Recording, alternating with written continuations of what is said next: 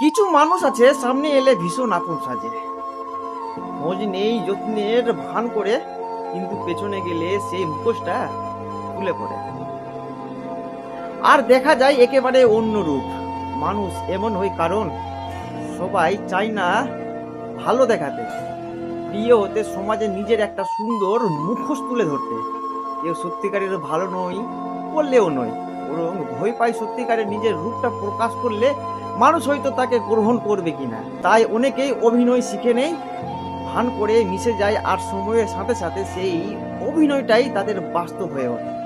তবে মনে রাখতে হবে, মুখোশের পেছনে থাকা মানুষটি আসল, আর সেই মানুষকে চিনতে সময় লাগে না, ধৈর্য লাগে। কিন্তু একেবারে চিনে ফেললে আপনি বুঝবেন সব চেনা মুখী আপন নয়। আসল সম্পর্ক চেনা যায় অভিনয়ে নয়, আচরণে।